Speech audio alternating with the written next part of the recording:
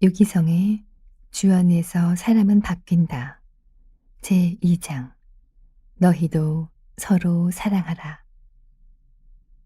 새 계명을 너희에게 주노니 서로 사랑하라. 내가 너희를 사랑한 것 같이 너희도 서로 사랑하라. 너희가 서로 사랑하면 이로써 모든 사람이 너희가 내 제자인 줄 알리라. 요한복음 13장 34절에서 35절 말씀. 사랑은 기독교 신앙의 핵심입니다. 사랑으로 소문난 사람이어야 진짜 그리스도인이고, 사랑으로 소문난 교회여야 진짜 예수님의 교회입니다. 자신이 예수님을 제대로 믿는지 안 믿는지는 내 주위 사람들에게 사랑으로 소문이 났는지 점검해보면 압니다. 여러분이 속한 교회가 정말 주님의 교회인지도 사랑으로 소문난 것을 보고 아는 것입니다. 예수 믿는 가장 놀라운 특징이 사랑입니다. 우리가 이 점을 절대 양보하지 않기를 바랍니다. 그래야 주님이 우리를 사랑으로 세우시고 우리 안에 사랑의 열매를 맺으십니다.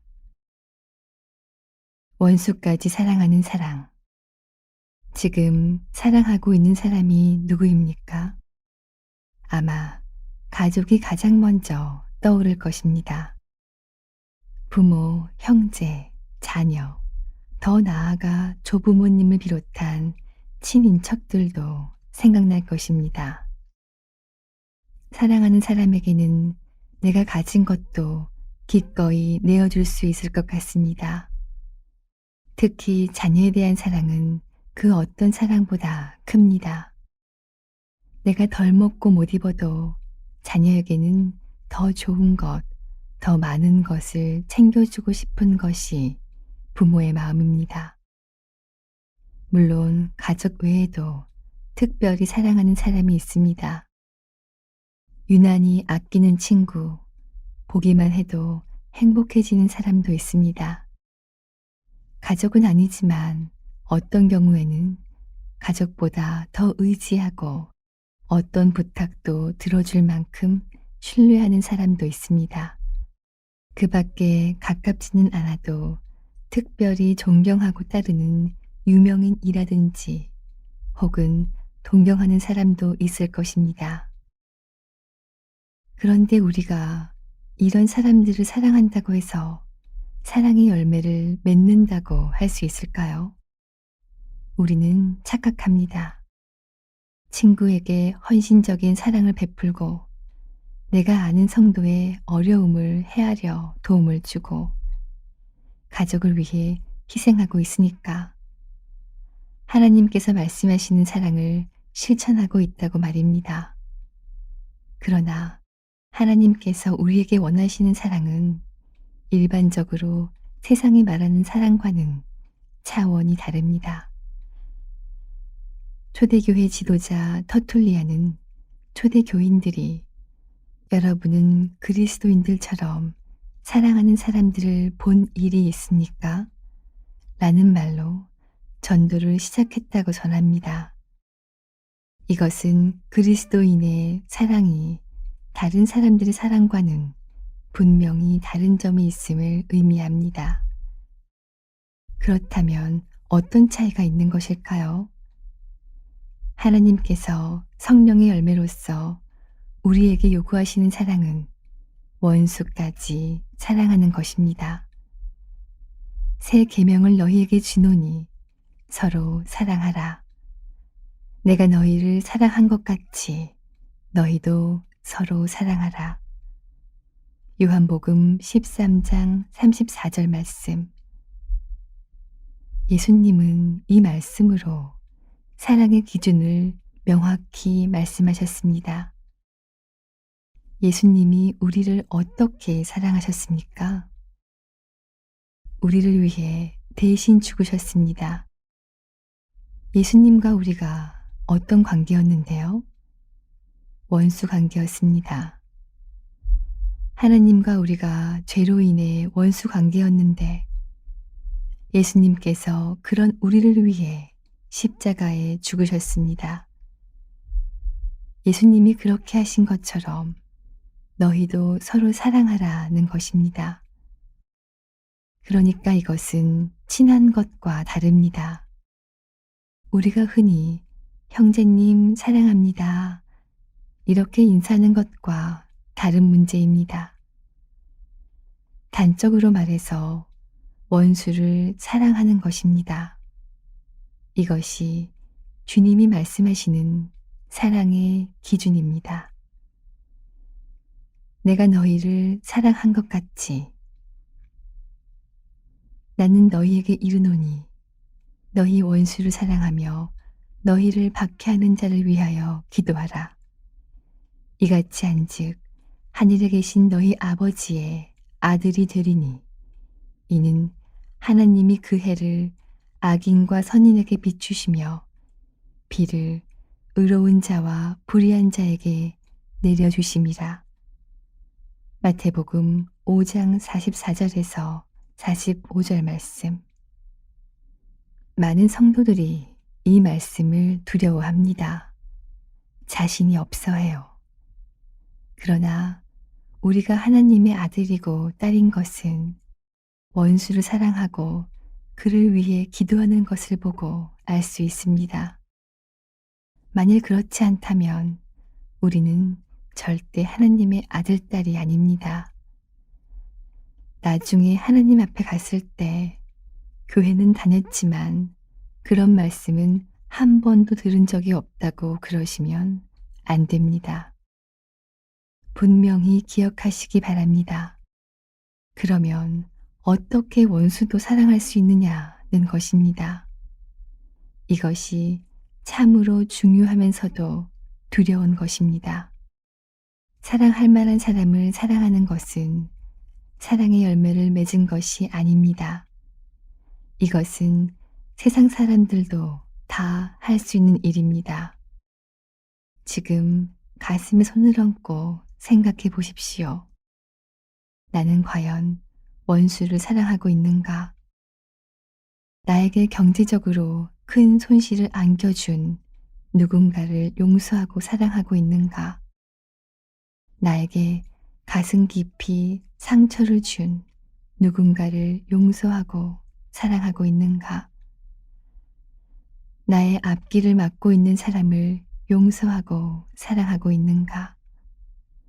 이유 없이 비호감인 사람, 관심 갖기 싫은 사람, 과거 내게 아픔을 주었던 그 사람을 사랑하고 있는가? 그런데 하나님께서 이 모두를 품으라고 하십니다. 그들조차 사랑하는 것이 사랑의 열매를 맺는 것이라고 하십니다. 내가 너희를 사랑한 것 같이 이것이 그리스도인의 사랑의 기준입니다. 예수님의 사랑은 원수도 사랑하신 십자가의 사랑입니다. 이 말씀이 마음에 걸리지는 않습니까? 생각하기도 싫고 너무 부담스러워서 안 돼요, 못 해요, 나도 힘들어요 라는 마음은 아닙니까? 남미에서 사역하시는 선교사님이 쓰신 동행 일기를 읽다가 선교사님이 많이 힘드시겠다는 생각을 했습니다. 하루는 선교센터에 현지 경찰들이 들이닥쳤다고 합니다. 예배당 건축을 위해 모아둔 목재 창고가 불법이라며 경찰서장부터 말단까지 찾아와 협박하기 시작했다는 것입니다. 물론 목재는 모두 합법적으로 구입한 것이었습니다. 현지 사역자들까지 나서서 그 나라의 고아와 과부와 가난한 이들을 돕는 선교사님의 사역을 설명했지만 그들은 무조건 감옥에 집어넣겠다고 막무가내였습니다. 오랜 협박 끝에 그들이 드러낸 본심은 관행상 목재값의 반을 내놓으라는 것이었습니다. 한 화로 수천만 원에 달하는 돈을 요구하자 선교사님은 차라리 감옥에 가겠다고 했고, 현지 사역자들이 경찰서장을 가까스로 설득하여 미화 10,000불로 조정했지만 선교사님은 그래도 뜻을 굽히지 않았습니다. 결국 3,000불을 주고 없던 일로 하기로 하여 여기저기 수소문한 끝에 어렵게 돈을 만들어서 경찰서장에게 전화를 했는데 통화 연결음이 복음성가였다는 것입니다. 그때 선교사님의 가슴이 무너졌다고 합니다. 그 나라에서는 어지간한 믿음이 아니고서는 복음성가를 통화 연결음으로 쓰지 않는데, 전화 통화 연결음을 복음성가로 해놓았다면 그가 얼마나 고백적인 크리스천이겠습니까? 아마 어느 교회의 자랑스러운 집사나 장로쯤 되었던 모양입니다. 선교사님은 무거운 나무를 짊어지고 나르느라 생긴 통증이 너무 심해져서 비명을 질렀습니다. 세상에, 이럴 수가. 내가 이러려고, 이 대접 받으려고 온몸이 망가지고 부서져라 사역을 했던가. 그런데도 주님은 사랑할 수 없는 그 사람들을 사랑하라고 하신다는 것입니다. 선교사님은 일기 마지막에 이렇게 쓰셨습니다. 그런데도 이들을 사랑해야 한다는 마음을 인간이기 때문인지 도저히 내 힘으로는 내 안에 채울 수가 없어서 주님의 이름을 눈물로 부릅니다. 사랑하게 될 것이라는 믿음. 원수를 사랑한다는 것은 불가능한 일입니다. 만약 원수도 사랑해야 구원받는 거라면 우리는 구원받기 틀렸습니다.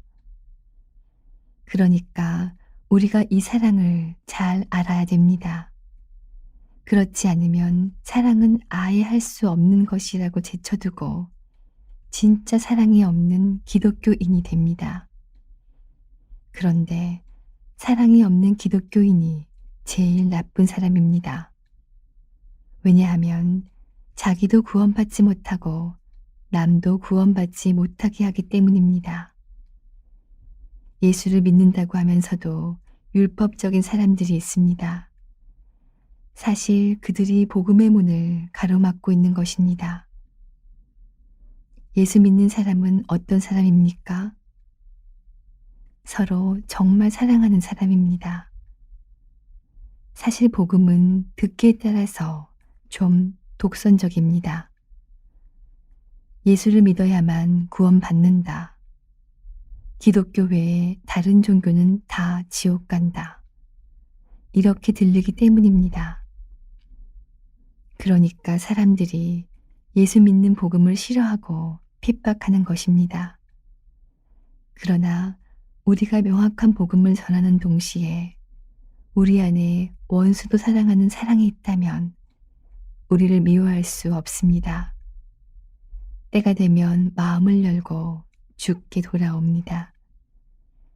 그런데 우리에게 사랑이 없다면 그러면 자녀조차 전도가 안 됩니다.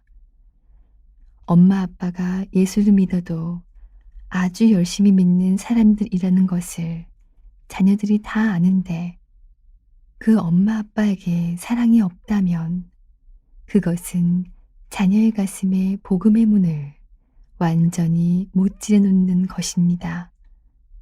정말 무서운 일이죠.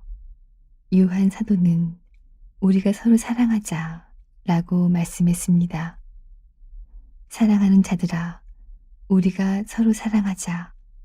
사랑은 하나님께 속한 것이니 사랑하는 자마다 하나님으로부터 나서 하나님을 알고 사랑하지 아니하는 자는 하나님을 알지 못하나니 이는 하나님은 사랑이심이라. 요한일서 4장 7절에서 8절 말씀. 사랑하지 않는 자는 하나님을 알지 못합니다. 사랑은 하나님을 믿느냐, 안 믿느냐를 가르는 중요한 기준입니다. 사랑은 할 수 있으면 하고 힘들면 안 해도 되는 것이 아닙니다. 사랑하는 자들아, 하나님이 이같이 우리를 사랑하셨은즉 우리도 서로 사랑하는 것이 마땅하도다. 요한일서 4장 11절 말씀. 우리가 서로 사랑하는 것이 마땅하도다 라고 말씀하신 것을 명심해야 합니다. 우리는 하나님의 말할 수 없는 사랑을 받아 구원받았습니다. 그러니까 우리도 다른 사람을 그렇게 사랑하는 것이 마땅합니다. 그런데 여기서 많은 성도들이 절망을 느낍니다. 예수를 믿기는 믿어도 사랑으로 소문나지 않았고 원수를 사랑할 자신도 없기 때문입니다. 원수도 사랑하라는 말씀이 너무 부담스럽고 그대로 살 수 있다고 믿어지지 않습니다. 왜냐하면 사랑을 율법으로 받아들이기 때문입니다. 원수도 사랑해야 한다고 여기는 것입니다. 다시 말해서 하나님께서 우리에게 사랑하라고 요구하신다고 생각합니다. 주님은 분명히 서로 사랑하라는 새 계명을 주셨습니다. 그러나 이것은 우리 힘으로 사랑하라고 말씀하신 것이 아닙니다. 요한복음 13장, 14장, 15장은 장차 성령이 오셔서 우리와 함께 하시고 주님을 바라보게 하시고 우리를 도우실 것에 대해 말씀하시며 아울러 성령께서 우리로 하여금 사랑하게 해주실 것을 말씀하시는 것입니다. 우리가 예수님을 믿으면 우리 안에 성령이 오셔서 우리로 하여금 사랑하게 만들어 주실 것이기 때문입니다. 그래서 이것을 성령의 열매라고 하는 것입니다. 갈라디아서 5장 22절에도 분명히 사랑은 성령의 열매라고 했습니다. 성령의 열매 중에 첫 번째가 사랑입니다. 이 말은 모든 열매 중에 대표라는 것이고 다른 모든 열매가 그 속에 들어있다는 뜻이기도 합니다. 그러나 가장 중요한 의미는 사랑은 그냥 되어진다는 것입니다. 하나님께서 우리의 죄를 사하실 뿐 아니라 성령을 보내셔서 용서하고 사랑하며 살게 해주신다는 것입니다. 이것이야말로 복음입니다. 하나님께서는 사랑하라가 아니라 사랑하게 될 것이라고 말씀하시는 것입니다. 여러분, 이 사실이 얼마나 놀라운지 아셔야 됩니다. 원수도 사랑하라고? 아, 나는 그를 어떻게 사랑할지 모르겠어. 그럴 능력과 자신이 없어. 그러고 싶은 마음도 없어. 그러시면 안 됩니다. 아, 원수도 사랑하게 되겠구나. 나는 나 자신도 사랑하지 못하고 가족도 사랑하지 못했는데 이제 예수를 믿었으니 주님이 나로 하여금 원수도 사랑하게 만들어주시는구나. 어떻게 원수도 사랑할 수가 있지? 그런 기적이 어떻게 내게 일어날까? 이런 설렘을 가지셔야 합니다. 이것이 믿음입니다. 1만 달란트 빚진 나의 이야기. 그러나 이 말은 가만히 있으면 언젠가 저절로 사랑하게 된다는 뜻이 아닙니다. 우리가 십자가의 놀라운 은혜, 말할 수 없는 하나님의 사랑을 알고 귀에 못이 박히도록 들었지만 그렇다고 원수 사랑이 절로 되지는 않습니다. 예수님께서 이것을 비유로 말씀하셨습니다. 1만 달란트 빚진 사람이 10,000달란트를 전부 탕감받고 나서 자기에게 100데나리온 빚진 자를 잡아 감옥에 집어넣었다는 것입니다. 10,000달란트면 5조 원에 해당하는 어마어마한 돈이고 100데나리온은 1천만 원 정도입니다. 아니, 어떻게 자신은 10,000달란트나 탕감을 받았으면서 자기에게 100데나리온 빚진 사람을 감옥에 집어넣을 수 있는지 이 이야기를 들은 사람들은 하나같이 혀를 찰 것입니다. 그렇지만 내가 아무리 큰 은혜를 받았더라도 자동적으로 남을 사랑하게 되는 것은 아닙니다.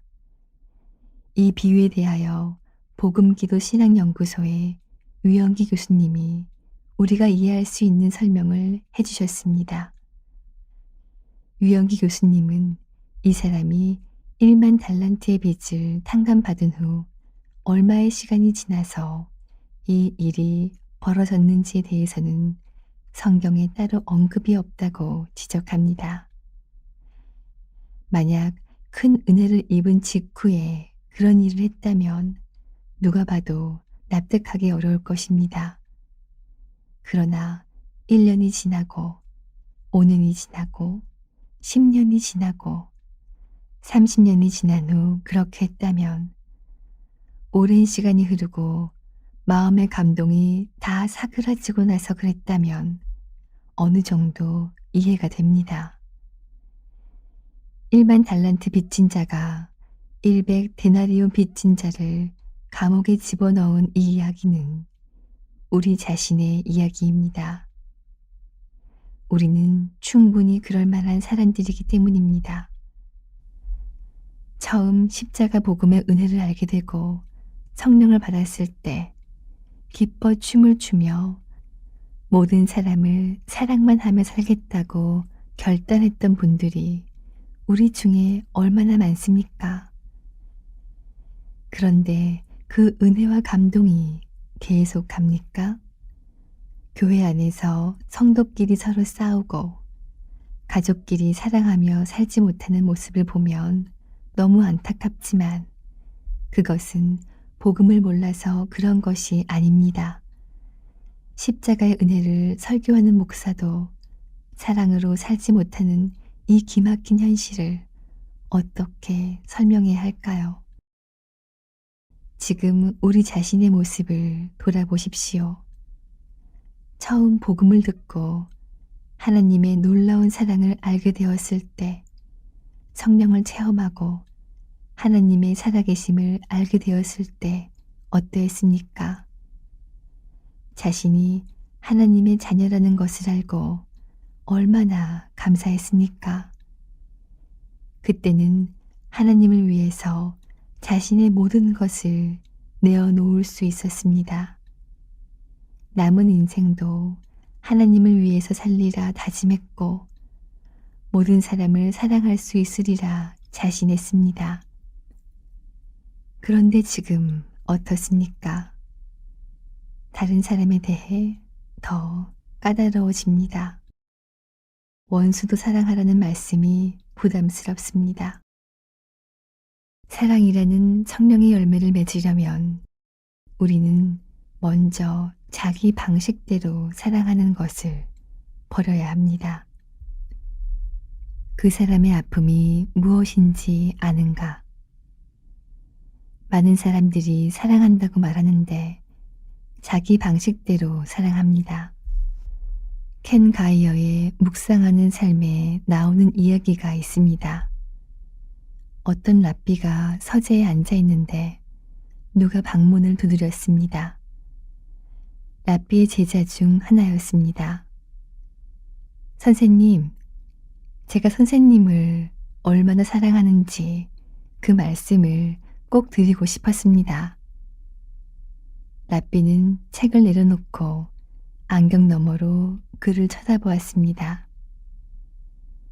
나를 아프게 하는 것이 무엇인가? 제자는 어리둥절하여 랍비를 바라보았습니다. 네? 나를 아프게 하는 것이 무엇이냐고. 랍비가 다시 물었습니다. 제자는 할 말을 찾지 못하고 서 있다가 어깨를 으쓱하며 대답했습니다. 모르겠습니다. 그러자 랍비가 이렇게 되물었습니다. 나를 아프게 하는 것이 무엇인지도 모르면서 어떻게 나를 사랑할 수 있다는 거지? 이 이야기가 제 마음을 깊은 곳까지 뒤집어 놓았습니다. 그동안 제가 사랑한다고 말했던 사람들을 한 사람씩 떠올려 보았습니다. 나는 그의 아픔을 알고 있는가? 그 사람이 무엇을 아파하는지 모른다면 사랑하는 것이 아니었습니다. 사랑한다고 생각하고 사랑한다고 말만 했던 일들이 너무 많았습니다. 실제로 그 사람은 사랑을 전혀 느낄 수 없었는데 말입니다. 이것이 우리 방식으로 하는 사랑의 한계입니다. 가령 부모는 자녀를 사랑한다고 하면서 학원과 과외 등을 동원하여 공부를 시키고 또 그 교육비를 벌기 위해 자녀와 함께하지 못한 채 일터에서 전전긍긍합니다. 그러면서도 자신은 아이를 위해 희생하고 있다. 아이를 사랑한다고 생각합니다. 그러는 동안 자녀들이 다 망가지는데도 말입니다. 부부간에도 배우자를 끊임없이 의심하면서 다 사랑하기 때문이라고 말하기도 합니다. 그러나 그것으로는 결코 사랑의 열매를 맺지 못합니다. 그 사람의 아픔이 무엇인지 모른다면 사랑한 것이 아닙니다. 하느님 나라의 가족을 사랑하는 눈. 우리가 원수도 사랑하는 사랑, 상대에게 기쁨이 되고 복이 되는 사랑을 주기 원한다면 주님께 초점을 맞춰야 합니다. 성령의 열매의 사랑은 성령께 온전히 의지하고 성령께 온전히 순종하는 사람을 통해 맺어집니다. 성령의 인도를 받으면 도무지 사랑할 수 없는 사람을 보는 눈이 열리게 됩니다. 사실 우리에게는 무한한 용서의 능력, 사랑의 능력이 있습니다. 여러분은 자녀가 태어난 이후 지금까지 몇 번이나 자녀를 용서하신 것 같습니까? 아마 계산할 수 없을 것입니다. 하도 많이 용서해서 기억도 나지 않습니다. 그렇게 용서하고도 용서한 줄 모릅니다. 그만큼 우리에게는 용서의 능력이 있습니다. 가족이 아닌 사람과 가족은 생각하는 마음부터가 벌써 다릅니다. 가족끼리 서로 싸우기도 하고 가족에게 아무리 허물이 있어도 내 가족 이야기는 다른 사람들에게 함부로 하지 않습니다. 내 가족은 일단 감싸줍니다. 이렇게 우리 안에 얼마든지 용서하고 숨겨주고 붙들어주고 기다려주는 사랑의 능력이 있습니다. 우리의 문제는 성령께서 교인 한 사람 한 사람을 하나님 나라의 가족으로 보는 눈을 열어주시느냐 하는 것입니다. 원수를 가족으로 여기는 눈이 열리느냐 하는 것입니다.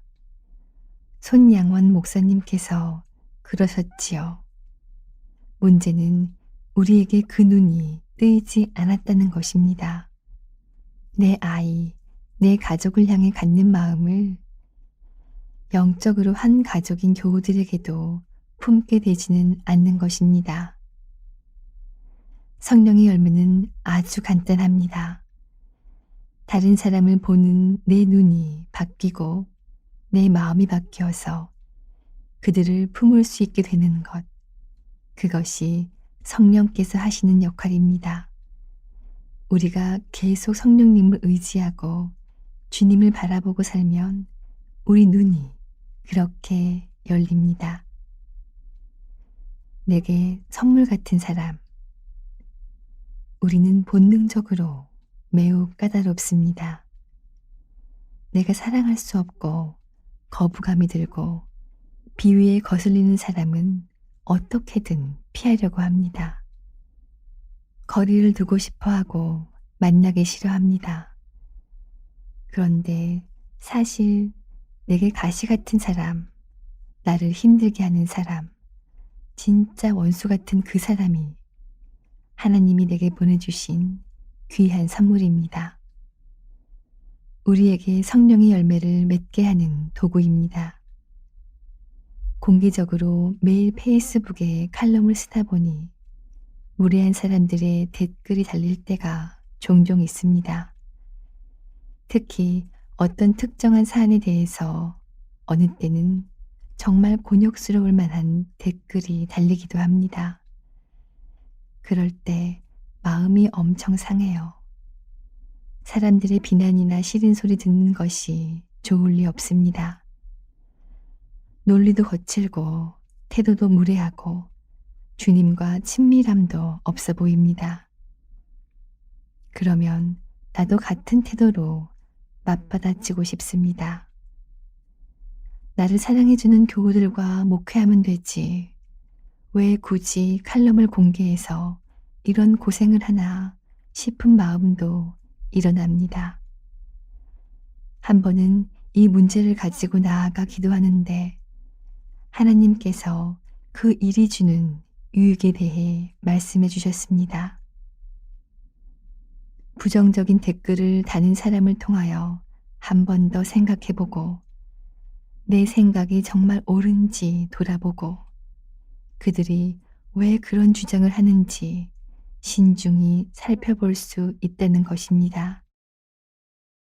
하나님께서는 제가 한쪽으로 치우치거나 독선적인 생각에 빠지지 않게 하려고 그런 사람을 통해 역사하시는 것입니다. 아, 하나님께서 내게 꼭 필요한 일이기 때문에 그렇게 하셨구나. 마음이 상해서 칼럼 쓰기를 중단했다면 잠깐은 편할지 모르지만 하나님이 원하시는 온전한 성숙함으로 나아가기 위해 나 자신을 돌아보는 일에 더 이상의 진보는 없었을 것입니다. 교회 안에서 성도들끼리 교제할 때도 분명하게 성령의 도움을 받아야 합니다. 내게 아주 잘하는 사람, 보기만 해도 사랑스러운 사람이 있는 반면 정말 가까이 하기 싫은 사람도 있습니다. 그 사람과 정말 엮이기 싫은데 이상하게 같이 엮일 때 성령의 도움을 받으시기 바랍니다. 하나님께서 왜 이 사람과 나를 이렇게까지 연결시키시나? 하나님은 내 성품, 생각, 믿음이 더 성숙하고 그리스도의 성품이 이르게 하는데 꼭 필요하기 때문에 그 사람이 가시처럼 느껴질수록 그 사람이 내게 더욱 필요하기 때문에 그렇게 하시는 것입니다. 예를 들어 완벽주의자인 사람은 인간관계는 좋은데 시간을 지키지 못하고 일 처리가 깔끔하지 못한 사람을 견디기 어려워합니다. 나중에는 눈엣 가시처럼 여깁니다. 그러나 다른 관점에서 보면 그 사람은 완벽주의자에게 정확한 일처리와 진실한 인간의 사이의 균형을 일깨워주는 자극제 역할을 해주는지도 모릅니다. 6세기의 한 켈트 성인의 이야기인 프레들릭 부쿠너의 소설 브렌단에 보면 주인공이 머나먼 참회의 항해에 오르는 장면이 나옵니다. 주인공인 브렌단은 성격이 매우 강한 사람입니다. 브렌단은 교만하고 화를 잘 냈습니다. 마음에 들지 않는 사람에게 폭언을 퍼붓는 사람입니다. 그런데 그의 지도 아래 있던 한 젊은 사제가 브렌단의 불같은 성질을 감당하지 못하고 그만 비극적인 죽음을 맞이하는 사고가 발생하게 되었습니다. 자신 때문에 젊은 사제가 죽자 그는 바다로 나가 참회의 시간을 갖기로 결심하였습니다. 그 옛날 배를 타고 먼 바다로 나간다는 것은 고역입니다. 그런데 그는 고행의 길에 자기를 도와줄 사제로 말로라는 의의 인물을 골랐습니다. 말로는 비열하고 심보가 고약한 수사였습니다. 사람들이 깜짝 놀랍니다. 이왕 데려갈 거면 순종적이고 착하고 성실한 사람을 데려가지 왜 말로 같은 사제를 데려가나 싶었기 때문입니다. 말로는 항해를 하면서 자기 성질대로 틈만 나면 브렌단을 괴롭혔습니다.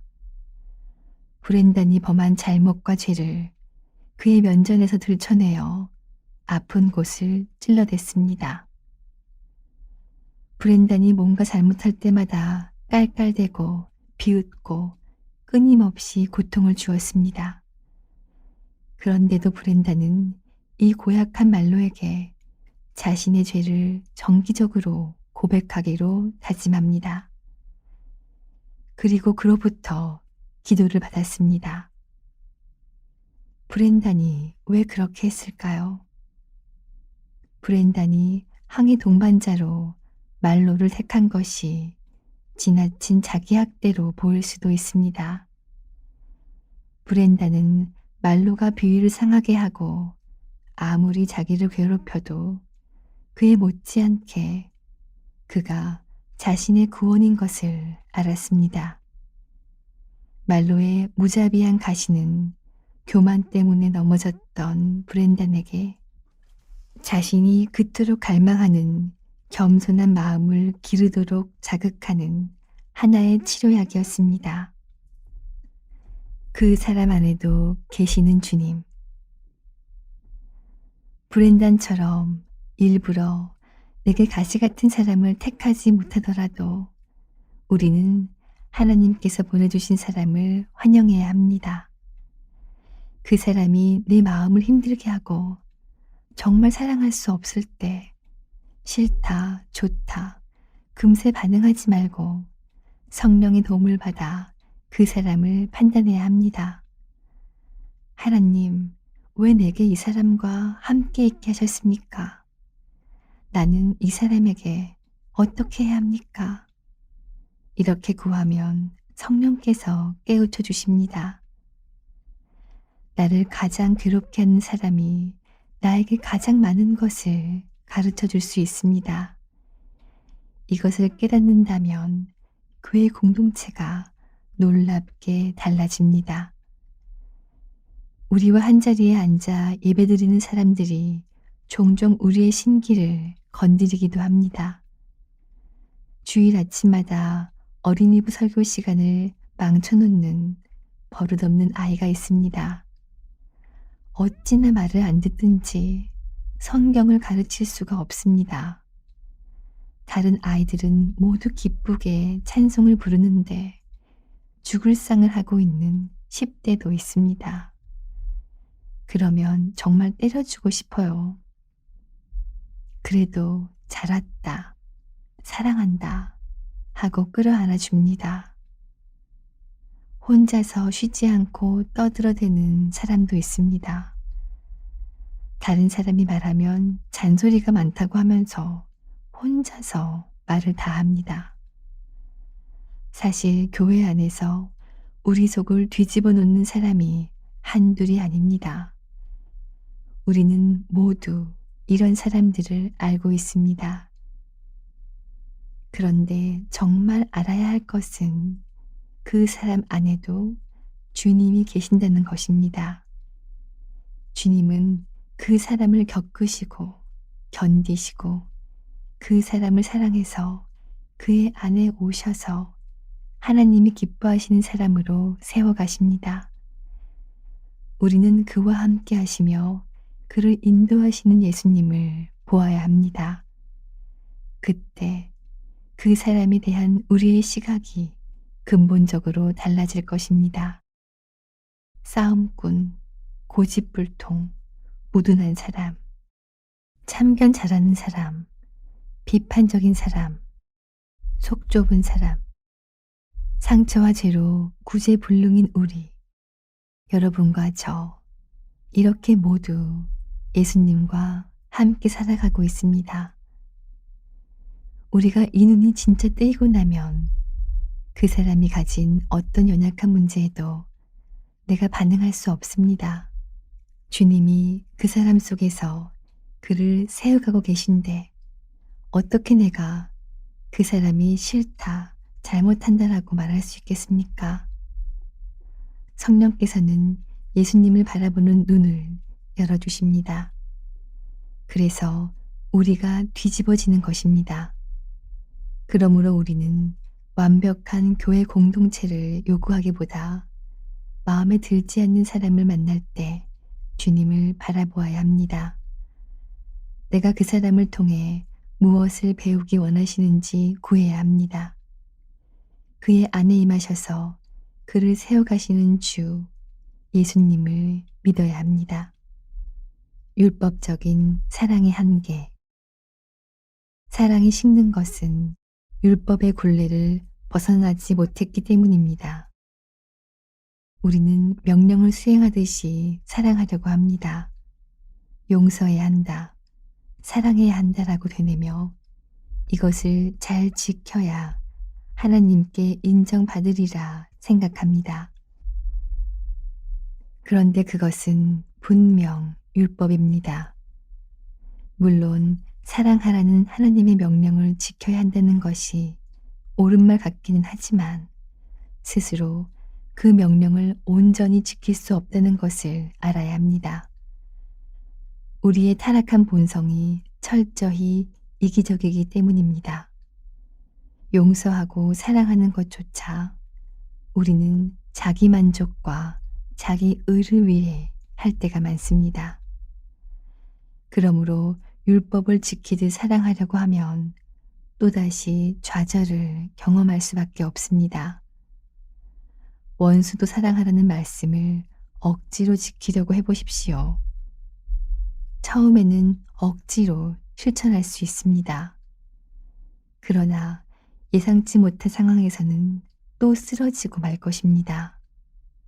만약 상대방이 나의 호의에도 불구하고 여전히 나에게 상처를 주거나 나를 해치려 한다면 그때에도 끝까지 사랑할 수 있을까요?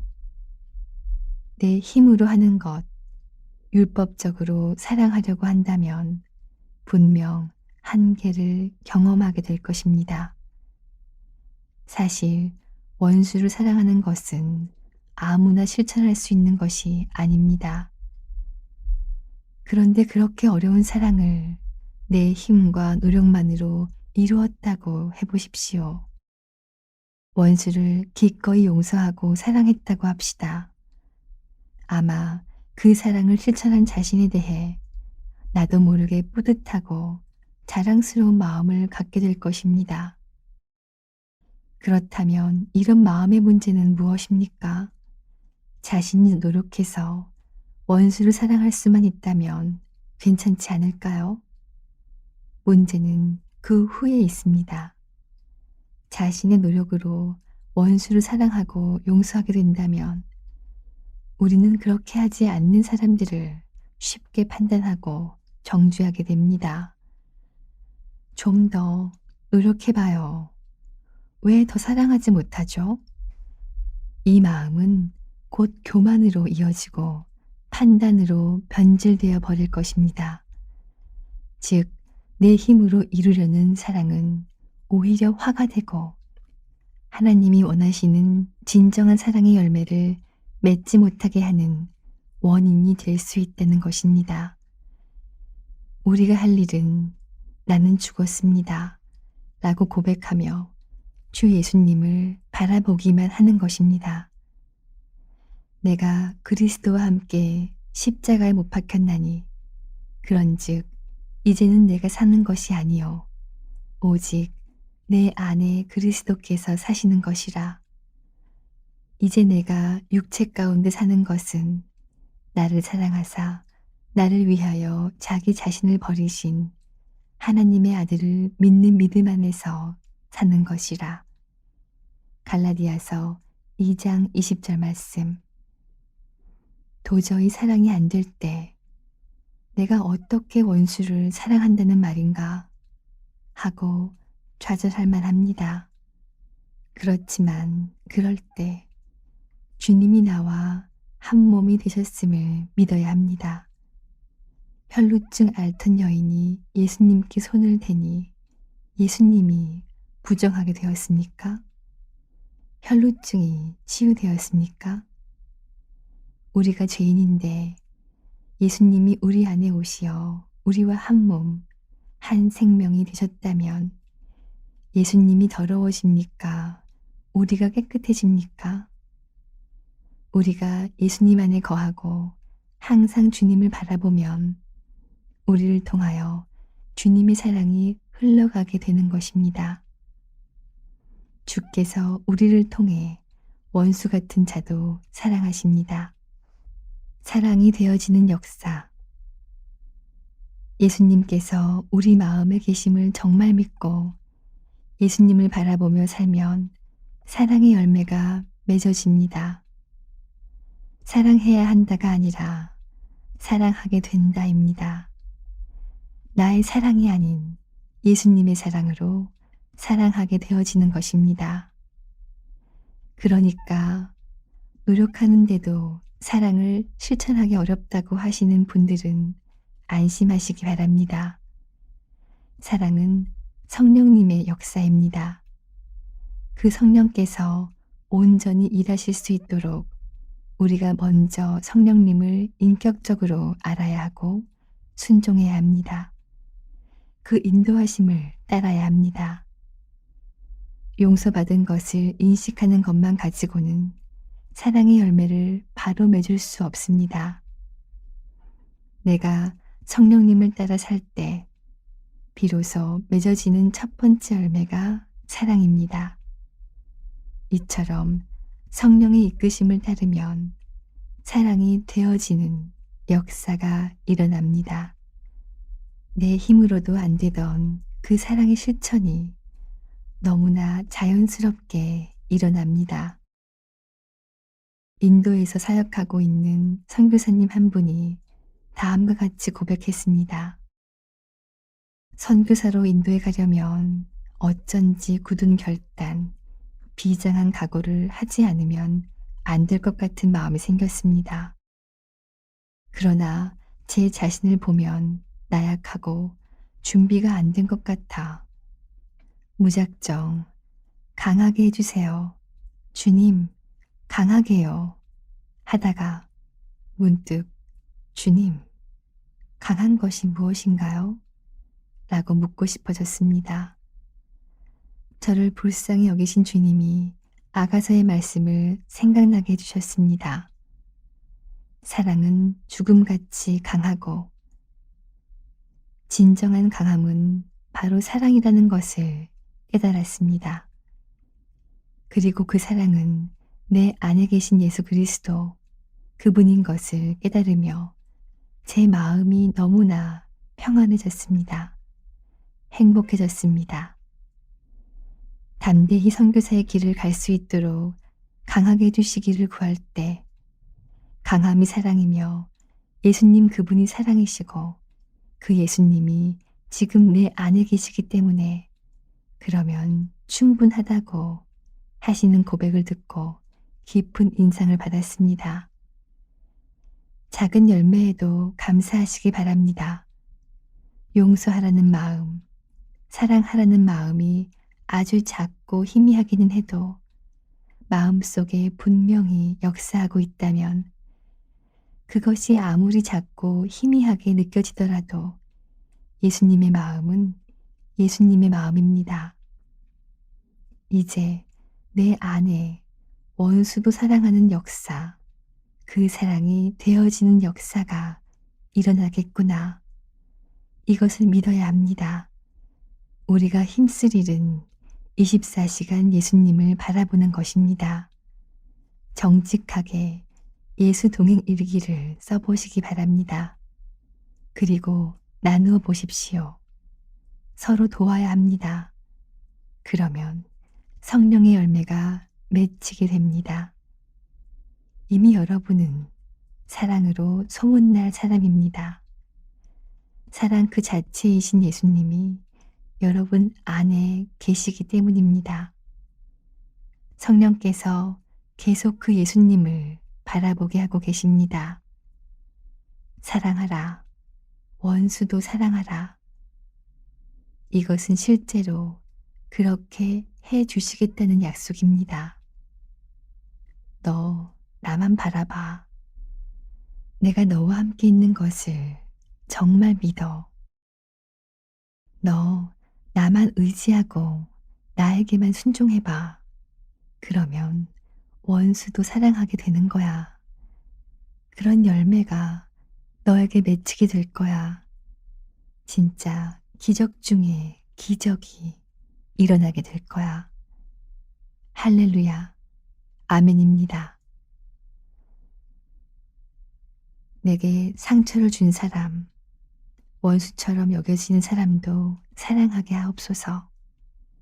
그를 통해 나를 다듬으시는 주님을 바라보게 하소서. 나의 사랑으로 사랑하려고 한 나의 노력과 방식을 십자가에 못 박습니다. 오직 나는 죽었음을 고백하고 나아가게 하소서. 나는 십자가에 완전히 못 박고 사랑의 주님으로 충만하소서. 나의 가정, 교회 공동체, 일터에서 오직 주님으로만 살고 사랑하게 하소서. 유기성의 주 안에서 사람은 바뀐다. 제2장 너희도 서로 사랑하라.